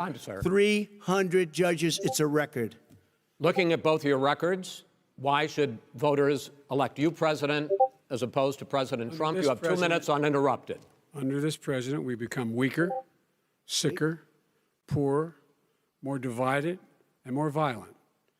When I was vice president, we inherited a recession. I was asked to fix it. I did. We left him a booming economy, and he caused the recession. With regard to being weaker, the fact is that I've gone head-to-head with Putin and made it clear to him we're not going to take any of his stuff. He's Putin's puppy. He still refuses to even say anything to Putin about the bounty on the heads of American soldiers. Your son got $3.5 million. And by the way, my son... Wait a minute. Mr. President, your campaign agreed to both sides would get 2-minute answers uninterrupted. Well, your side agreed to it, and why don't you observe what your campaign agreed to as a ground rule, okay, sir? He never keeps his word. Can you add No, back no, I'm not asking. That was a rhetorical question. Can you Go add ahead, back sir. 30 seconds? Yeah, yes, Okay. you may have. All right. Go ahead. So, thirdly, we're poor. The billionaires have gotten much more wealthy by a tune of over $300 to $400 billion more just since COVID. You in the home, you got less. You're in more trouble than you were before. In terms of being more violent, when we were in office, there were 15% less violence in America than there is today. He's president of the United States. It's on his watch. And with regard to more divided, the nation can't stay divided. We can't be this way. And speaking of my son, the way you talk about the military, the way you talk about them being losers and being and just being suckers. My son was in Iraq. He spent a year there. He got the Bronze Star. He got the Conspicuous Service Medal. He was not a loser. He was a patriot, and the people left behind there were heroes. Really? And I resent. Are you talking about Hunter? Are you talking about Hunter? I'm talking about my son, Beau Biden. You're talking about. I don't know Beau. I know Hunter. Yeah, Hunter got thrown out of the military. He was thrown out, dishonorably discharged. That's not true. He wasn't dishonorably. Cocaine use. And he didn't have a job until you became vice president. And once you became vice president, he made a fortune in Ukraine, in China, in Moscow, that is simply and various not other places. True. He made a fortune. My son. And he didn't have a job. My son, like a lot of people we know at home, had a drug problem. He's overtaken it. He's fixed it. He's worked on it, and I'm proud of him. But why was he given tens of millions of dollars? But he wasn't given tens of millions of dollars. That is totally discredited. We've already been totally discredited. We've already been through this. I think the American people would rather hear about more substantial subjects. Well, you know, as the moderator, sir, I'm going to make a judgment call here. Gets $3.5 million from the mayor of Moscow. Let's talk about not true. Gentlemen, that report is totally discredited. Mitt Romney on that committee said it wasn't worth taxpayers' money, that report. It was written for political reasons. You know, I'd like to talk about climate change. So would I. Okay.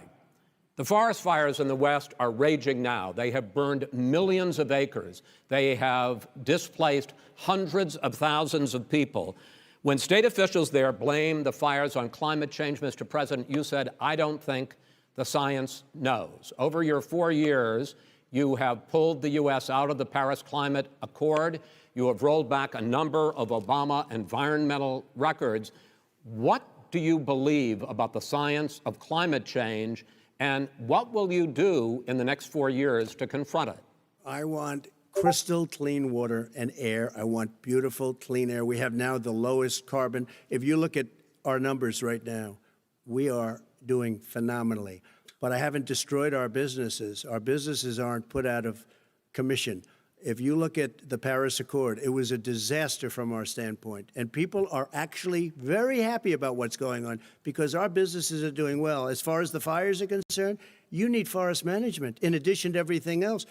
the forest floors are loaded up with trees, dead trees that are years old, and they're like tinder, and leaves and everything else. You drop a cigarette in there, the whole forest burns down. You've got to have forest management. What do you You've got to have believe? cuts. What do you believe about the science of climate change, sir? I believe that we have to do everything we can to have immaculate air, immaculate water, and do whatever else we can that's good. You know, we're planting 1 billion trees, the Billion Tree Project, and it's very You exciting believe for a lot of that, people. that human pollution, greenhouse gas emissions contributes to the global warming of I this think planet? a lot of things do, but I think to an extent, yes. I think to an extent, yes. But I also think we have to do better management of our forests. Every year, I get the call, California's burning. California's burning. If that was cleaned, if you had forest management, good forest management, you wouldn't be getting those calls. You know, in Europe, they have forest cities. They're called forest cities. They maintain their forests. They manage their forests. I was with the head of a major country. It's a forest city. He said, sir, we have trees that are far more, they ignite much easier than California. There shouldn't be that problem. I spoke with the governor about it. I'm getting along very well with the governor. But I said, you know, at some point, you can't every year have hundreds of thousands of acres of land just burned to the ground. But, sir, That's burning down because of a lack of But, management. sir, if you believe in the science of climate change, why have you rolled back the Obama Clean Power Plan, which limited carbon emissions in power plants? Why have you relaxed? Because it was driving energy prices through the sky. Why have you relaxed fuel economy standards that are going to create more pollution from cars Well, and not trucks? really, because what's happening is the car is much less expensive and it's a much safer car, and you're talking about a tiny difference. And then what would happen, because of the cost of the car, you would have at least double and triple the number of cars purchased. We have the old slugs out there that are 10, 12 years old. If you did that, the car would be safer. It would be much cheaper by But in the case of $3,500. California, they've simply No, but you ignored would take your a lot of cars rollback. off the market because people would be able to afford a car. Now, and by the way, we're going to see how that turns out. But a lot of people agree with me, many people. The car has gotten so expensive because they have computers all over the place for an extra little bit of gasoline. And, and I'm okay with electric cars, too. I think I'm all for electric cars. I've given big incentives for electric cars. But what they've done in California is just crazy. Vice President Biden, I'd like you to respond to the president's climate change record, but I also want to ask you about a concern. You proposed $2 trillion in green jobs. You talk about new limits, not abolishing, but new limits on fracking, ending the use of fossil fuels to generate electricity by 2035, and zero net emission of greenhouse gases by 2050. The president says a lot of these things would tank the economy and cost millions of jobs. He's absolutely wrong, number one. Number two, if in fact, during our administration, the Recovery Act, I was in charge, able to bring down the cost of renewable energy to cheaper than or as cheap as coal and gas and oil. Nobody's going to build another coal-fired plant in America. No one's going to build another oil-fired plant in America. They're going to move to renewable energy, number one.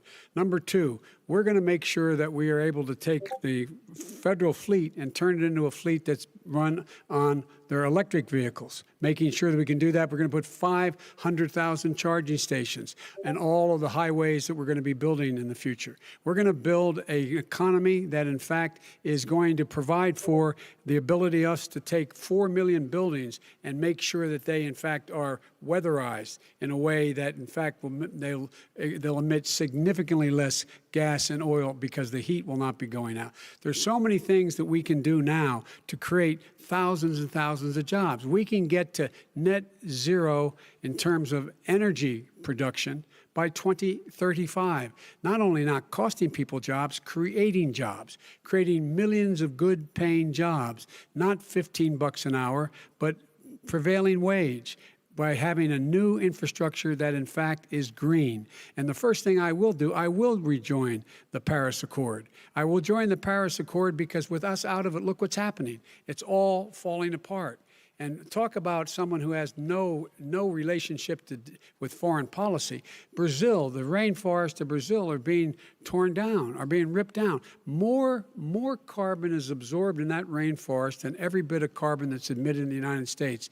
Instead of doing something about that, I would be gathering up and making sure we had the countries of the world coming up with $20 billion and say, here's $20 billion. Stop tearing down the forest. And if you don't, then you're going to have significant economic consequences. What about the argument that President Trump basically says that you have to balance environmental interests and economic interests, and he's drawn his line?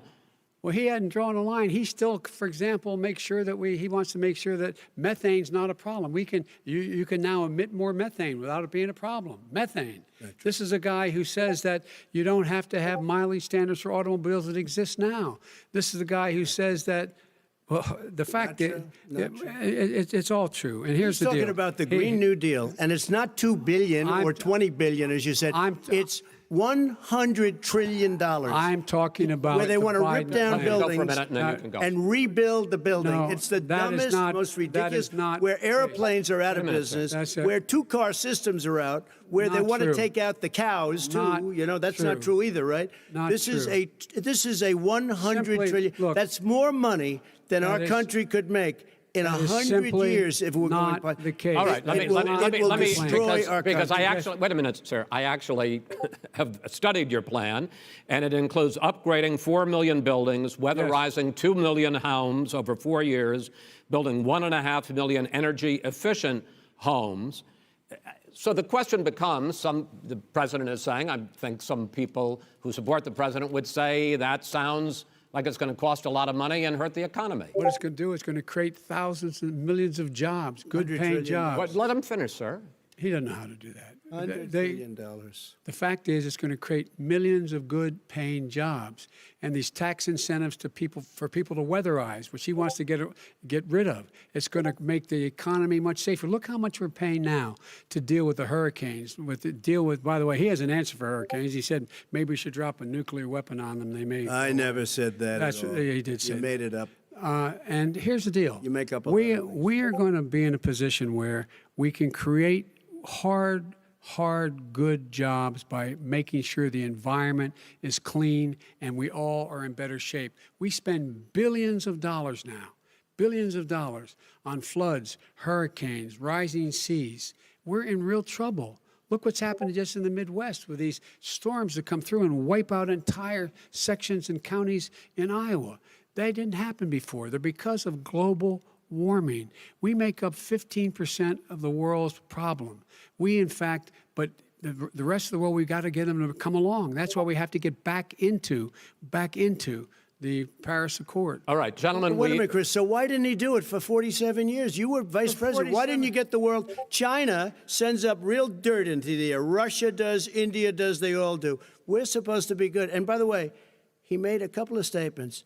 The Green New Deal is $100 trillion, That is not not $20 my billion. plan. That's The Green well, New you want to Deal rebuild every is not building. my plan. You want to All right, rebuild all right. every. If he knew You have to- anything wait, no, about, no, wait. if he Gentlemen? knew He anything made a about, statement Gentlemen? about the military. He said I said something about the military. He and his friends made it up, and then they went with it. I never said it. Okay. That is What not he true. did Sir, is he you're done in said this segment. he called Mr. the military Vice President, stupid bastards. I and he did said not it on say tape. that. He said Mr. stupid Please, bastards. He not said sir, it. stop. I would never I say would that play to Stop. the military. Play it. Go ahead. You're Mr. on Vice tape. President answered his final question. The final question is, I can't remember which of all his rantings. was the final question. I'm having a little trouble myself, but and about the economy and about this question of what it's going to cost. The economy. I mean, the Green New Deal and the idea of what your the environmental Green New changes Deal- will do. The Green New Deal will pay for itself as we move forward. We're not going to build plants that, in fact, are great polluting plants. So do you We're going to support build the Green New Deal? Pardon me? Do you support the No, I don't support the Green Oh, New Deal. you don't? Oh, well, that's a You big let- statement. I That support means you the just Biden- lost the radical left. I support Oh, you the don't? Biden plan that I put forward. Okay.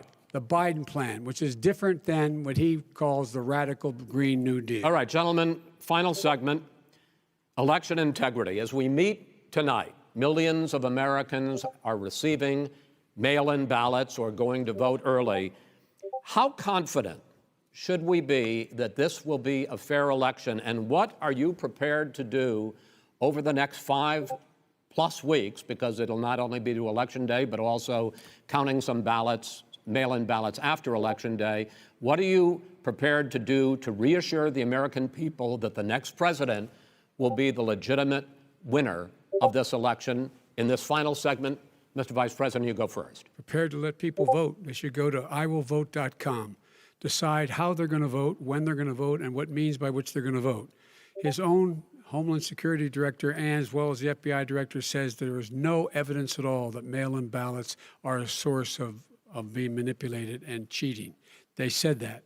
The fact is that there are going to be millions of people because of COVID that are going to be voting by mail-in ballots, like he does, by the way. He sits behind the Resolute desk and sends his ballot to Florida, number one. Number two, we're going to make sure that those people who want to vote in person are able to vote, because enough poll watchers are there to make sure they can socially distance. The polls are open on time, and the polls stay open until the votes are counted. And this is all about trying to dissuade people from voting, because he's trying to scare people into thinking that it's not going to be legitimate. Show up and vote. You will determine the outcome of this election. Vote, vote, vote. If you're able to vote early in your state, vote early. If you're able to vote in person, vote in person. Vote whatever way is the best way for you, because he cannot stop you from being able to determine the outcome of this election. And in terms of whether or not, when the votes are counted, and they're all counted, that will be accepted. If I win, that will be accepted. If I lose, that'll be accepted. But by the way, if in fact he says he's not sure what he's going to accept, well, let me tell you something. It doesn't matter, because if we get the votes, it's going to be all over. He's going to go. He can't stay in power. It won't happen. It won't happen. So vote. Just make sure you understand you have it in your control to determine what this country is going to look like the next 4 years. Is it going to change, or are you going to get 4 more years of these lies? Mr. President, 2 minutes. So when I listened to Joe talking about a transition, there's been no transition from when I won. I won that election. And if you look at crooked Hillary Clinton, if you look at all of the different people, there was no transition, because they came after me trying to do a coup. They came after me spying on my campaign. They started from the day I won, and even before I won, from the day I came down the escalator with our First Lady. They were a disaster. They were a disgrace to our country. And we've caught them. We've caught them all. We've got it all on tape. We've caught them all. And by the way, you gave the idea for the Logan Act against General Flynn. You better take a look at that, because we caught you in a sense. And President Obama was sitting in the office. He knew about it, too. So don't tell me about a free transition. As far as the ballots are concerned, it's a disaster. A solicited ballot, okay, solicited is okay. You're soliciting, you're asking, they send it back, you send it back. I did that. If you have an unsolicited, they're sending millions of ballots all over the country. There's fraud. They found them in creeks. They found some with the name Trump, just happened to have the name Trump just the other day in a waste paper basket. They're being sent all over the place. They sent 2 in a Democrat area. They sent out 1,000 ballots. Everybody got 2 ballots. This is going to be a fraud like you've never seen. The other thing, it's nice on November 3rd, you're watching and you see who won the election. And I think we're going to do well, because people are really happy with the job we've done. But you know what? We won't know. We might not know for months, because these ballots are going to be all over. Take a look at what happened in Manhattan. Take a look at what happened in New Jersey. Take a look at what happened in Virginia and other places. They're not losing 2%, 1%, which, by the way, is too much. An election could be won or lost with that. They're losing 30 and 40%. It's a fraud, and it's a shame. And can you imagine where they say you have to have your ballot in by November 10th? November 10th. That means that's 7 days after the election, in theory, should have been announced. Okay. We have major states with that, sir, all run by Democrats. 2 minutes is 2 minutes. All run by Democrats. It's President a fraud. Trump, It's a rigged election. you're going to be able to continue. You have been charging for months that mail-in balloting is going to be a disaster. You say it's rigged, that it's going to lead to fraud. But in 2018, in the last midterm election, 31 million people voted mail-in voting. That was a quarter, more than a quarter, of all the voters that year cast their ballots by mail. Now that millions of mail-in ballots have gone out, what are you going to do about it? And are you counting on the Supreme Court including a Justice Barrett, to settle any dispute? Yeah, I think I'm counting on them to look at the ballots, definitely. I don't think I hope we don't need them in terms of the election itself. But for the ballots, I think so. Because what's happening is incredible. I read today, where at least 1% of the ballots for 2016 were invalidated. They take them, we don't like them, we don't like them. But what They are you throw going to them do out about it? left There and are right. millions of ballots going out What right you now. do What is are you gonna go do? and vote. You do a solicited ballot, No, and that's I'm not- okay, I know or your you go and complaint. vote. I'm asking you about the fact that millions of people You go have and vote. You go and No, vote but like what I'm they saying is, what are like you they gonna do used about to the in fact the that old. millions of people? You either do, Chris, a solicited ballot where you're sending it in, they're sending it back, and you're sending. They have mailmen with lots of it. Did you see what's going on? Take a look at West Virginia. Mailmen selling the ballots. They're being sold. They're being dumped in rivers. This is a horrible thing for our country. There is no. This is not. There is no. This is evidence not of going to that. end well. There is Okay. no This evidence is of that. not going Vice to President end well. Biden- 5 states In fact, have had go ahead, mail-in sir. ballots for the last decade or more. 5, including 2 Republican states. And you don't have to solicit the ballot. It's sent to you. It's sent to your home. What they're saying is that it has to be a postmark by the time, by Election Day. If it doesn't get in till the 7th, 8th, 9th, it still should be counted. He's just afraid of counting the votes because he knows You're the wrong. outcome. You're wrong. No, I want counting to votes. continue with you on I this, love Vice counting the President votes. Biden. Chris, he's so wrong when he makes a statement like that. Excuse me, Vice President Biden, the biggest problem, in fact, over the years with mail-in voting has not been fraud historically. It has been that sizable numbers, sometimes hundreds of thousands of ballots are thrown out because they have not been properly filled out, or there is some other irregularity, or they missed the deadline. So the question I have is, are you concerned that the Supreme Court, with a Justice Barrett, will settle any dispute? I'm concerned that any court would settle this because here's the deal. When you get a ballot and you fill it out, you're supposed to have an affidavit. If you didn't know, you have someone say that this is me. You should be able to, if in fact you can verify that's you before the ballot is thrown out, that's sufficient to be able to count the ballot because someone made a mistake and not dotting the correct I. Who they voted for, testify, say who they voted for, say it's you, that is totally legitimate.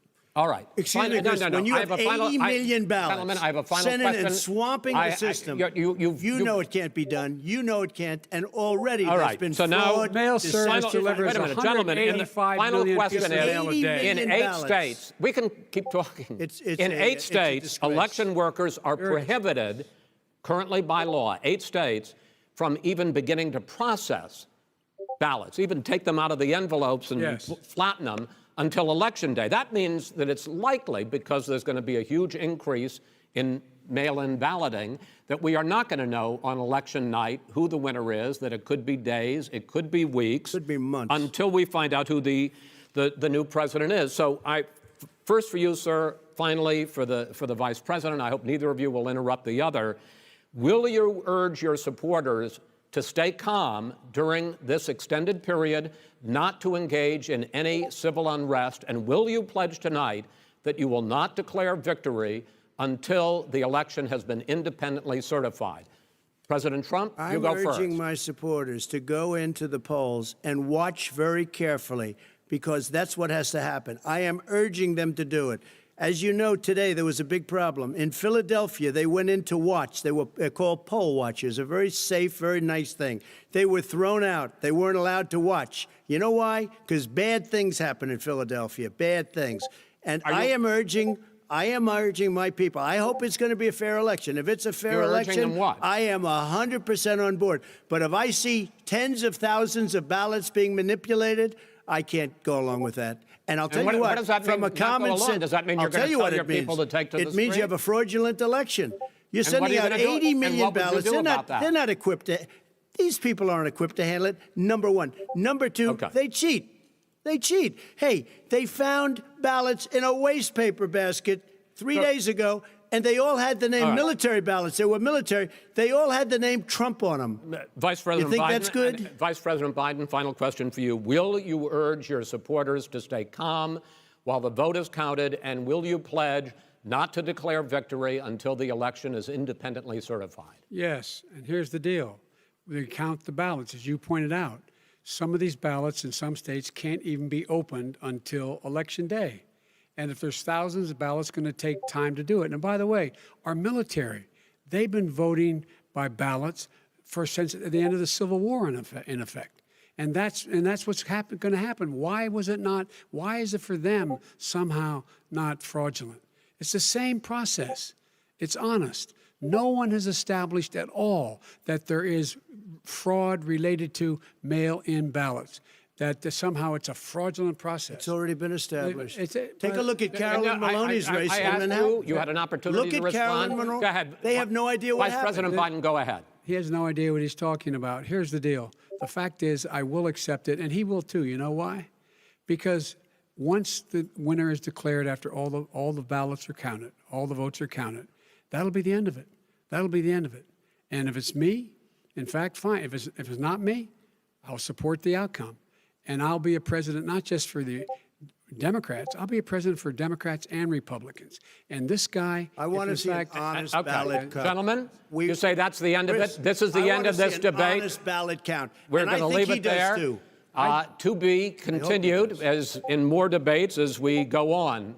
President Trump, Vice President Biden, it's been an interesting hour and a half. I want to thank you both for participating in the first of 3 debates that you have agreed to engage in. We want to thank Case Western Reserve University and the Cleveland Clinic for hosting this event. The next debate, sponsored by the Commission on Presidential Debates, will be 1 week from tomorrow, October 7th, at the University of Utah in Salt Lake City. The 2 vice presidential nominees, Vice President Mike Pence and Senator Kamala Harris, will debate at 9 p.m. Eastern that night. We hope you watch. Until then, thank you and good night.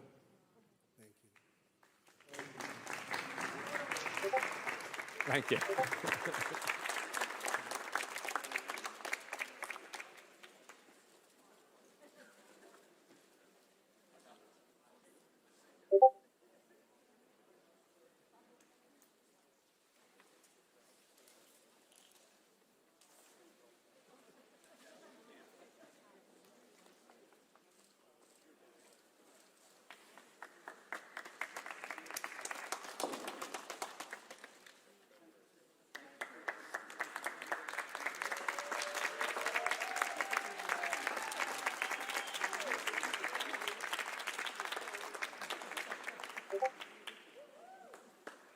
President Trump, the greatest president of all time.